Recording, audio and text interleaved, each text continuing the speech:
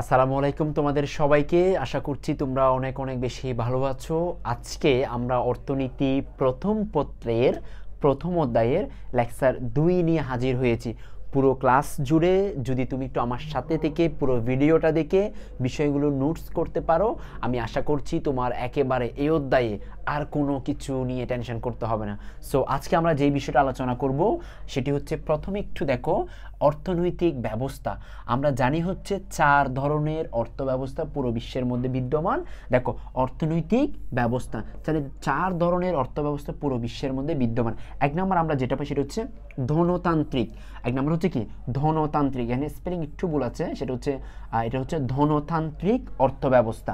এখন ধনতান্ত্রিক অর্থ ব্যবস্থার আরও একটি নাম আছে, সেটা হচ্ছে পুঁজিবাদী অর্থ ব্যবস্থা। তাহলে ধনতান্ত্রিক অর্থ ব্যবস্থা যেই কথা, পুঁজিবাদী অর্থ ব্যবস্থা একই কথা। এরপরে আছে তোমার হচ্ছে সমাজতান্ত্রিক অর্থ ব্যবস্থা। তাহলে সমাজতান্ত্রিক যেই কথা, নির্দেশমূলক অর্থ ব্যবস্থা একই কথা। তার মানে কোন দেশসমূহ ধনতান্ত্রিক বা পুঁজিবাদী অর্থ ব্যবস্থা মেনে চলে, কোন কোন দেশসমূহ সমাজতান্ত্রিক বা নির্দেশমূলক অর্থব্যবস্থা মেনে চলে, আবার কোন কোন অর্থব্যবস্থা তোমার হচ্ছে মিশ্র অর্থব্যবস্থা মেনে চলে। তার মানে সমাজতান্ত্রিক পুঁজিবাদ, এই তোমার হচ্ছে পুঁজিবাদী দুইটার সংমিশ্রণ, সেটা হচ্ছে মিশ্র অর্থব্যবস্থা। আচ্ছা, বিস্তারিত একটু পর আলোচনা করব। এই মিশ্র অর্থব্যবস্থার আরেক নাম হচ্ছে গণতান্ত্রিক অর্থব্যবস্থা। এরপর আমরা পাচ্ছি হচ্ছে ইসলামী অর্থ ব্যবস্থা। এটা কিন্তু এখন পরিপূর্ণভাবে কোনো দেশের মধ্যে আসলে পাওয়া যায় না, কিন্তু বিস্তারিত একটু পরে আলোচনা করব। তাহলে অর্থনৈতিক ব্যবস্থা কয়টি? 4টি। এক নম্বর হচ্ছে ধনতান্ত্রিক অর্থ ব্যবস্থা বা পুঁজিবাদী অর্থ ব্যবস্থা, 2 নম্বর হচ্ছে সমাজতান্ত্রিক অর্থ ব্যবস্থা, এটার আরেকটা হচ্ছে নির্দেশমূলক অর্থ ব্যবস্থা, এরপরে হচ্ছে মিশ্র অর্থ ব্যবস্থা, এটার আরেক নাম হচ্ছে গণতান্ত্রিক অর্থ ব্যবস্থা, আর ইসলামী অর্থ ব্যবস্থা। এখন এই 4টা বিষয়ের সৃজনশীলে কি কি আসবে সেটা একটু আমি তোমাদেরকে দেখাই। এক নাম্বার, যা তোমাকে জানতে হবে। তাহলে আমি এখানে লিখলাম যা তোমাকে জানতে হবে। রাগ করিও না, কারণ রাগ না করলেই তুমি জিতবা। দেখো যা তোমাকে জানতে হবে, এক নাম্বার যেটা কাজ সেটা হচ্ছে কাকে বলে, মানে ডেফিনেশন, কাকে বলে, এটা হচ্ছে 1 নাম্বার কাজ, কাকে বলে। আচ্ছা, 2 নাম্বার হচ্ছে বৈশিষ্ট্য। 2 নাম্বার কি বৈশিষ্ট্য, মানে কার কি বৈশিষ্ট্য আছে। দেখো এটার কি বৈশিষ্ট্য, এটার কি বৈশিষ্ট্য, এটার কি বৈশিষ্ট্য তোমাকে জানতে হবে। আর 3 নাম্বার কাজ হচ্ছে বিগত সালের প্রশ্ন সমাধান করে, বিগত সালের প্রশ্ন সমাধান, বিগত সালের প্রশ্ন। তাহলে এই রিলেটেড বিগত সালে কিন্তু অনেকগুলো প্রশ্ন আসছে, সেই প্রশ্নগুলো সমাধান করে কোনটা কোন অর্থব্যবস্থা, কোন দেশ কোন অর্থব্যবস্থা, এটা যদি তুমি আইডেন্টিফাই করতে পারো, একেবারে পরিপূর্ণ কি হয়ে যাবে, প্রস্তুতি হয়ে যাবে। সো আমি চলে যাব এখন এর পরের আলোচনাতে। এভাবে যদি একটু গুছিয়ে প্রস্তুতি নিতে পারো, তাহলে অর্থনীতি নিয়ে পরীক্ষার আগের রাতে ঘুম হারাম করতে হবে না। চলে আসি প্রথমে, দেখো ধনতান্ত্রিক অর্থব্যবস্থা। তাহলে ধনতান্ত্রিক অর্থব্যবস্থার আরেক নাম কি হবে? পুঁজিবাদী অর্থব্যবস্থা। এখন কাকে বলে একটু আমি বলে দিই। দেখো, যে অর্থব্যবস্থায় বা যে দেশের সম্পদের মালিকানা ব্যক্তির হাতে থাকে, তাহলে দেখো যে অর্থব্যবস্থায় সম্পদের মালিকানা ব্যক্তির হাতে থাকে তাকে বলা হচ্ছে ধনতান্ত্রিক অর্থব্যবস্থা বা পুঁজিবাদী অর্থব্যবস্থা। যেমন তুমি আমেরিকা দেখবা, সকল সম্পদের মালিকানা অধিকাংশ সরকারের হাতে না, ব্যক্তির হাতে। আবার আরও অন্যান্য অনেকগুলো রাষ্ট্র আছে যেখানে তুমি কানাডাতে পাবা যে সরকারের মালিকানা, এটা হচ্ছে ব্যক্তির মালিকানা। অস্ট্রেলিয়াতে পাবা, সুইজারল্যান্ডে পাবা ব্যক্তির মালিকানা। এটাকে বলা হচ্ছে ধনতান্ত্রিক অর্থব্যবস্থা। এখন ধনতান্ত্রিক অর্থব্যবস্থা বা পুঁজিবাদী অর্থব্যবস্থার বৈশিষ্ট্য কী কী আমরা একটু দেখি। দেখো, আমরা যদি বলি যে সম্পদের মালিকানা কার হাতে থাকে, ব্যক্তির হাতে থাকে, তাহলে আমার হাতে। আচ্ছা, আমার হাতে যদি সম্পদের মালিকানা থাকে, তাহলে আমার ব্যক্তিগত, দেখো তাহলে সম্পদের মালিকানা 1 নাম্বার, তাহলে আমার মালিকানা থাকবে। তাহলে আমার হাতে যদি কি থাকে, তোমার হচ্ছে সম্পদের মালিকানা থাকে, তাহলে আমার উদ্যোগের স্বাধীনতা থাকবে না? অবশ্যই, আমার যেরকম ইচ্ছা আমি উদ্যোগ গ্রহণ করতে পারবো, তাহলে উদ্যোগের কি থাকবে, স্বাধীনতা থাকবে। এখন আমার যদি বিভিন্ন উদ্যোগ নিতে স্বাধীনতা থাকে, তাহলে আমি অধিক মুনাফা অর্জন করতে পারবো। কি করতে পারবো? অধিক মুনাফা অর্জন করতে পারবো। আচ্ছা, আমি যদি অধিক মুনাফা অর্জন করতে পারি, আমার মতো সম্পদের মালিকানা যদি ব্যক্তির হাতে থাকে, তাহলে সবাই প্রতিযোগিতা করবে সামনে আগানোর জন্য। তার মানে হচ্ছে অবাধ প্রতিযোগিতা থাকবে। তাহলে ব্যক্তিগত মালিকানা থাকবে, উদ্যোগের স্বাধীনতা থাকবে, অধিক মুনাফা অর্জন হবে, অবাধ কি থাকবে, প্রতিযোগিতা থাকবে। এখন অবাধ প্রতিযোগিতা থাকবে নিঃসংকোচে, তবে এক্ষেত্রে যার যত সম্পদ সে তত আয় করবে, তার মানে আয়ের বৈষম্য থাকবে। কিসের বৈষম্য? আয়ের বৈষম্য থাকবে। আর আয়ের বৈষম্য থাকলে শ্রমিকরা শোষিত হবে, শ্রমিকরা কি হবে? নির্যাতিত হবে, শ্রমিকরা শোষণ করা হবে। তাহলে এরপর আমরা যেটা পাচ্ছি দেখো, সম্পদের মালিকানা যদি যার যার হাতে থাকে তাহলে অঢেল পরিমাণে মুনাফা অর্জন হবে, সম্পদের অঢেল ব্যবহার হবে, তাহলে মুদ্রাস্ফীতি দেখা দিবে, অর্থের মূল্য কমে যাবে, দ্রব্যের দাম বেড়ে যাবে। তাহলে মুদ্রাস্ফীতি মানে কি বললাম? অর্থের মূল্য কমে যাবে, দ্রব্যের দাম বেড়ে যাবে। এরপর হচ্ছে সমাজের শ্রেণী বিভাগ হবে। সমাজে যদি তুমি শ্রেণী বৈষম্য করো অবশ্যই সমাজের মধ্যে কি দেখা দিবে? শ্রেণী বিভাগ দেখা দিবে। এবং সম্পদের অসীম বন্টন, সম্পদের কি? অসীম বন্টন। সম্পদ কোথায় চলে যাবে? ব্যক্তির মালিকানায় চলে যাবে, ব্যক্তিগত স্বাধীনতা বিদ্যমান থাকবে। তবে ভোক্তারা স্বাধীন, ভোক্তা কারো উপর নির্ভর করবে না, ভোক্তা তার নিজস্ব সিদ্ধান্ত, যার কাছের পণ্য ভালো লাগে, যার যেটা ভালো লাগে সেটাই ক্রয় করবে, তার মানে ভোক্তার স্বাধীনতা বিদ্যমান থাকবে। তাহলে এই পয়েন্টগুলো দেখে আমি একেবারে চোখ বন্ধ করে বলে দিতে পারি এটা হচ্ছে ধনতান্ত্রিক অর্থব্যবস্থা বা হচ্ছে পুঁজিবাদী অর্থব্যবস্থা। আশা করছি তোমরা সবাই বিষয়টা বুঝতে পেরেছো। তাহলে আমি চলে যাব হচ্ছে এর পরবর্তী আলোচনায়। দেখো সেটা হচ্ছে সমাজতান্ত্রিক বা হচ্ছে নির্দেশমূলক অর্থব্যবস্থা। তাহলে দেখো সমাজতান্ত্রিক বা নির্দেশমূলক অর্থব্যবস্থা, যে অর্থব্যবস্থায় সম্পদের মালিকানা সরকারের হাতে বিদ্যমান থাকে। তাহলে আগে ছিল ব্যক্তির হাতে, এখন চলে যাচ্ছে কার হাতে? সরকারের হাতে। তাকে বলা হচ্ছে সমাজতান্ত্রিক বা নির্দেশমূলক অর্থব্যবস্থা। এখন দেখো যে সমাজতান্ত্রিক এবং নির্দেশমূলক অর্থব্যবস্থায় সম্পদ কোথায় থাকে? দেখো বৈশিষ্ট্যগুলো দেখো, সম্পদ রাষ্ট্রীয় মালিকানায় থাকে, এর হচ্ছে সরকারি নির্দেশনা থাকে, সরকারি নির্দেশনার বাইরে কেউ কিছু করতে পারবে না। সম্পদের সুষম বন্টন, যেহেতু সরকারের হাতেই থাকে তাহলে সম্পদের সুষম বন্টন হয়। আর শ্রমিক শোষণ নেই, শ্রমিকরা শোষিত হয় না। আয়ের পূর্ণ বন্টন হয়, আয়ের কি হয়? পূর্ণ বন্টন হয়। এরপর হচ্ছে সুষম উন্নয়ন হয়। তারপর হচ্ছে বেকারত্বের অনুপস্থিতি, বেকারত্ব থাকে না। এরপর হচ্ছে মুদ্রাস্ফীতির অনুপস্থিতি, যেহেতু সম্পদের সরকারের হাতে থাকে তাহলে মুদ্রাস্ফীতি থাকে না। এরপর হচ্ছে কর্মসংস্থানের পর্যাপ্ত ব্যবস্থা হয়। তার মানে এই পয়েন্টগুলো যদি তোমার একটু জানা থাকে, একটু পারলে আমার সাথে একটু মুখে মুখে বলো। 1 নম্বর হচ্ছে সম্পদের রাষ্ট্রীয় মালিকানায়, 2 নম্বর হচ্ছে সরকারের নির্দেশনা, 3 নম্বর হচ্ছে সম্পদের সুষম বন্টন, 4 নম্বর হচ্ছে শ্রমিক শোষণ নেই, 5 নাম্বার হচ্ছে আয়ের পূর্ণ বন্টন। এখন তোমার যদি মনে হয় যে আমি এতগুলো পয়েন্ট কীভাবে মুখস্থ রাখবো, তাহলে তোমাকে আমি একদম সহজ করে একটা কাজ বলি। দেখো তুমি কখনোই সব পয়েন্ট একসাথে মনে রাখতে যাবে না, প্রথম 3টা এই দেখো, তাহলে 3টি, প্রথম 3টা আগে প্রথমে দূরবা। এরপর হচ্ছে মনে করো এই 4 থেকে 6 পর্যন্ত আবার 3টি, এরপর হচ্ছে 7 থেকে 9 পর্যন্ত আবার 3টি, তার মানে 3টি।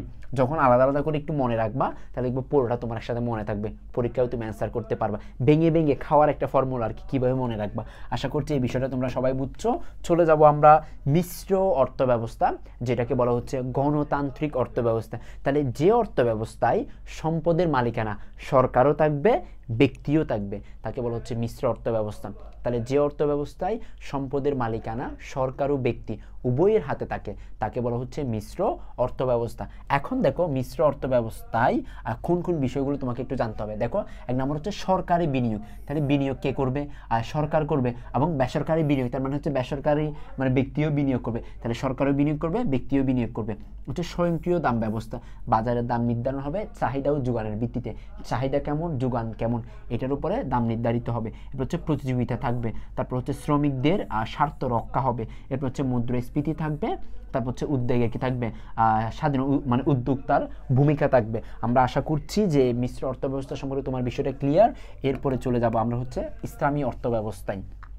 দেখো ইসলামী অর্থব্যবস্থা মানে হচ্ছে সব কিছুর মালিকানা হচ্ছে আল্লাহর হাতে, আর আমরা হচ্ছি আমানতদার। আল্লাহ তাআলা আমাদেরকে আমানত দিয়েছে, সে আমানতকে পর্যাপ্ত সঠিকভাবে যদি আমি ব্যবহার করতে পারি আমি একজন সঠিক আমানতদার, আর যদি ব্যবহার করতে না পারে আল্লাহর কাছে জবাবদিহি করতে হবে। তার মানে যে অর্থব্যবস্থায় সম্পদের মালিকানা একমাত্র আল্লাহর হাতে হিসাব করা হয় আর জনগণকে আমানতদার হিসেবে বিবেচনা করা হয় তাকে বলা হচ্ছে ইসলামী অর্থব্যবস্থা। এখন ইসলামী অর্থব্যবস্থা কার নিয়মে চলবে? একমাত্র আল্লাহ এবং তার রাসূল সাল্লাল্লাহু আলাইহি ওয়াসাল্লামের সুন্নাহ এবং হাদিস মোতাবেক। তাহলে আমরা প্রথমে পাচ্ছি হচ্ছে দেখো ইসলামী শরীয়ত মেনে চলবে, হালাল হারামের বিধান রক্ষা করা হবে, অধিকার ও দায়িত্ব, যার যেটা অধিকার সেই অধিকার থাকবে, যার যেটা দায়িত্ব তাকে পালন করতে হবে।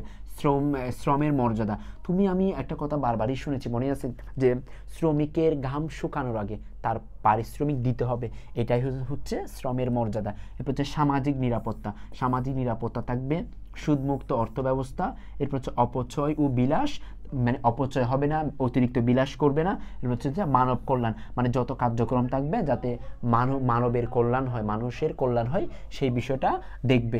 আচ্ছা, এরপরে আমরা দেখব হচ্ছে সেটা হচ্ছে দেখো ইসলামী অর্থনীতির জ্ঞানের উৎস। ইসলামী অর্থব্যবস্থায় জ্ঞানের উৎস কী কী দেখো, এক নম্বর হচ্ছে আল্লাহর কোরআন, এক নম্বর কী হবে আল্লাহ তাআলার কোরআন, আর দুই নম্বর হচ্ছে হাদিস ও সুন্নাহ, এটা হচ্ছে রাসূল সাল্লাল্লাহু আলাইহি ওয়াসাল্লাম থেকে প্রাপ্ত, তাহলে দুই নম্বর হচ্ছে হাদিস ও সুন্নাহ, তিন নম্বর হচ্ছে ইজমা, তিন নম্বর কী হবে ইজমা, আর চার নম্বর হচ্ছে কিয়াস। তার মানে কোরআন হাদিস ইজমা কিয়াস, কোরআন হাদিস ইসমাও কি কিয়াস। সাধারণত কোরআন হচ্ছে আল্লাহ তাআলার বাণী একদম প্রদত্ত, হাদিস হচ্ছে রাসূল ইসলামের, আর ইজমা হচ্ছে সাহাবায়ে কেরাম এবং তাবেঈন বা উলামায়ে কেরামের সম্মিলিত মত, আর কিয়াস হচ্ছে তোমার হচ্ছে প্রচলিত বর্তমান সমাজে বিদ্যমান আলেম উলামার গ্রহণযোগ্য মত, এটা হচ্ছে কিয়াস, মানে যেটা সম্মিলিত হয়। তার মানে এই চারটা হচ্ছে জ্ঞানের উৎস। আমি আশা করছি তোমরা একেবারে পরিপূর্ণ ধারণা পেয়েছো, এবং আমাদের এই গুছানো বিষয়গুলো তোমরা একদম আমরা আমাদের পেইড ব্যাচে আমরা আলোচনা করি, যদি একটু পেইড ব্যাচে যুক্ত হতে পারো যে একটা পরিপূর্ণ গাইডলাইন তুমি পাবা। আচ্ছা, এরপরে সর্বশেষ যে বিষয়টা সেটা হচ্ছে দেখো এই টপিকটা থেকে তুমি একটা জ্ঞানমূলক নিশ্চিতভাবে পাবা, একটা এমসিকিউ মাস্ট পাবা, সেটা হচ্ছে অর্থনীতির শাখা। তোমরা যারা একাদশে দ্বাদশে এখন আছো, ফিউচারে কিন্তু তোমরা অনার্স করবা, মাস্টার্স করবা, যারা অনার্সে বিবিএতে পড়বা তো অথবা হচ্ছে অন্য কোনো ডিপার্টমেন্টে, পলিটিক্যাল সায়েন্স হতে পারে, এলএলবি হতে পারে, অথবা ইকোনমিক্স তো অবশ্যই থাকবে, ইংলিশ ডিপার্টমেন্ট, যতগুলো ডিপার্টমেন্ট আছে প্রত্যেকটা ডিপার্টমেন্টে ব্যষ্টিক অর্থনীতি, সামষ্টিক অর্থনীতি দুইটা সাবজেক্ট থাকে, এবং এই দুইটা সাবজেক্ট এত বেশি গুরুত্বপূর্ণ ফিউচারে তুমি যে কোনো একটা কেরিয়ারে যাও, যে কোনো প্রতিযোগিতামূলক পরীক্ষা অংশগ্রহণ করো, তোমার কাজে লাগবে। তাহলে দেখো একটা হচ্ছে দেখো অর্থনীতির দুটি শাখা, একটা হচ্ছে ব্যষ্টিক অর্থনীতি, একটা হচ্ছে সামষ্টিক অর্থনীতি। দেখো অর্থনীতি কয়টি শাখা, দুইটি শাখা, একটা হচ্ছে ব্যষ্টিক, একটা হচ্ছে সামষ্টিক। আমি যদি বলি যে ব্যষ্টিক মানে কি বুঝাচ্ছি, দেখো ব্যষ্টিক মানে হচ্ছে ক্ষুদ্র, ব্যষ্টিক মানে কি, দেখো ব্যষ্টিক মানে হচ্ছে ক্ষুদ্র। দেখো ব্যষ্টিককে ইংলিশে বলা হয় তোমার হচ্ছে কি ম্যাক্রো ইকোনমিক্স, ইংলিশে কি বলা হয় ম্যাক্রো ইকোনমিক্স। এখন এই ম্যাক্রো শব্দটি ল্যাটিন শব্দ ম্যাক্রোস থেকে আসছে। দেখো আগে যা ছিল, দেখো এম এ সি এর জায়গায় কে হবে, আবার আর ও, আর এর পরে মানে ও এর পরে একটা এস হবে, তাহলে দুটো পার্থক্য পাচ্ছি যে মাইক্রো শব্দটি হচ্ছে ম্যাক্রোস থেকে আসছে, এম এ কে, তাহলে সি এর জায়গায় কে হবে, আর ও এর পরে একটা কি হবে এস হবে, তাহলে কোন শব্দ, সেটা হচ্ছে ল্যাটিন শব্দ। আর ম্যাক্রো এই শব্দটির বাংলা মিনিং হচ্ছে অতি ক্ষুদ্র, মানে ক্ষুদ্র বা অতি ক্ষুদ্র। এবং এখানে কি বিষয় আলোচনা করে, দেখো ব্যক্তিগত চাহিদা আলোচনা করে, ব্যক্তিগত যোগান নিয়ে আলোচনা করে, ব্যক্তিগত আয় নিয়ে আলোচনা করে, ব্যক্তিগত ভোগ নিয়ে আলোচনা করে, সঞ্চয় নিয়ে, বিনিয়োগ নিয়ে আলোচনা করে। তার মানে একক ব্যক্তির আয়, সঞ্চয়, বিনিয়োগ, ব্যয়, এই বিষয়গুলো যে অর্থনীতিতে আলোচনা করা হয় তাকে বলা হচ্ছে ব্যষ্টিক অর্থনীতি। চলে আসে আমরা সামষ্টিক। ব্যষ্টিক যদি হয় ক্ষুদ্র, তাহলে সামষ্টিক মানে অবশ্যই বৃহৎ, তার মানে এখানে সমষ্টিগতভাবে আলোচনা করা হয়। তাহলে দেখো সামষ্টিক, যেটাকে ইংলিশে বলা হয় তোমার কি মাইক্রো, এটা হচ্ছে কি দেখো এখানে স্পেলিং একটু ভুল আছে, দেখো এটা হচ্ছে যে মাইক্রো, এটা হচ্ছে এম আই হবে, স্পেলিং মিস্টেক আছে, এটা হচ্ছে এম আই হবে, আমি খেয়াল করিনি, এম আই হবে, তাহলে এটা হচ্ছে কি মাইক্রো, আর এটা হচ্ছে কি ম্যাক্রো, এটা হচ্ছে মাইক্রো, আমি এখানে বাংলাটা একটু লিখে দিই, এটা হচ্ছে দেখো মাইক্রো, আর এটা হচ্ছে ম্যাক্রো, এটা কি হবে যে তোমার হচ্ছে ম্যাক্রো, এটা ম্যাক্রো যেভাবে লিখে ম্যাক্রো, দেখো ম্যাক্রো স্পেলিংটা আমি একটু সহজ করে লিখে দিই,